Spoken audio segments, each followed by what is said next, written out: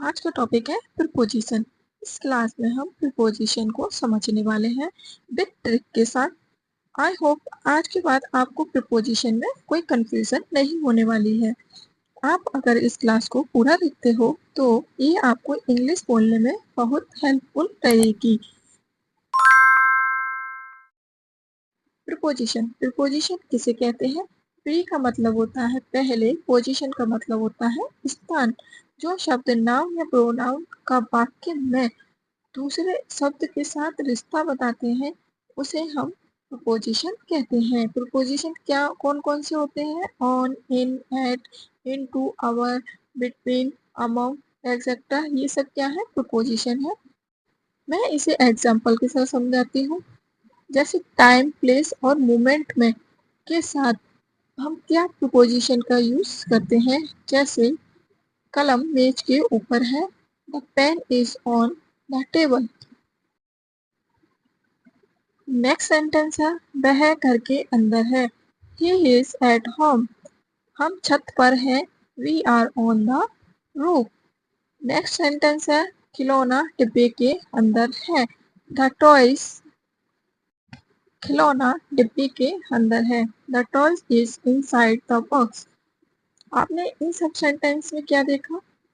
एक नाउन का प्रोनाउन के साथ कुछ रिलेशन है, जिस रिलेशन को बताने के लिए किसका यूज किया गया है? प्रीपोजिशन का।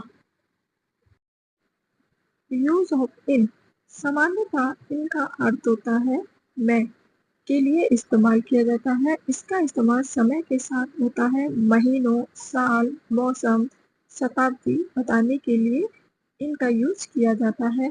जैसे with time, in 5 year, in 1 day, in 2018, in the morning, in the evening, in winters, in March. इन सब के साथ क्या लगेगा?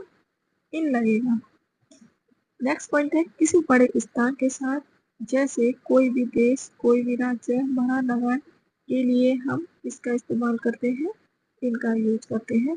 With large place, country, state and city के साथ हमेशा इनका यूज किया जाता है। जब किसी चीज या वस्तु के अंदर होने की बात की जाती है तब हम इनका यूज करते हैं।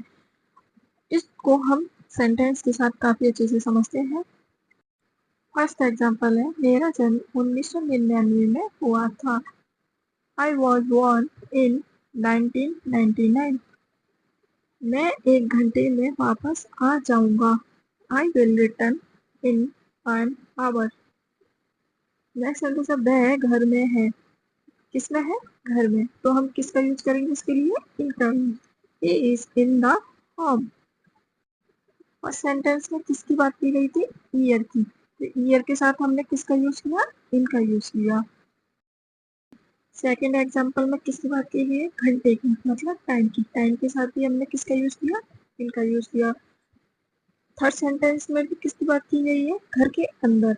मैंने अभी बताया था जब घर के मतलब अंदर की बात की जाती है, जब किसी चीज या वस्तु के अंदर की बात की जाती है तब हम किसका यूज करते हैं? इनका यूज करते हैं। फोर्थ सेंटेंस है हिमानी दिल्ली में रह रही है। हिमानी कहाँ रह रही है? हिमानी दिल्ली में रह रही है। तो हम क्या यूज करेंगे? इसके साथ हम इनका यूज करेंगे। Himani is living in Delhi. Next sentence है अमृता का व्यापार अच्छी स्थिति में है। Amrita business is in good condition. मतलब इसमें किसकी बात की जा रही है? कंडीशन की बात की जा रही है, एक बिजनेस की बात की जा रही है। तो नाउन एंड प्रोनाउन की में रिलेशन बताने के लिए हम किसका यूज करते हैं? प्रीपोजिशन का यूज करते हैं।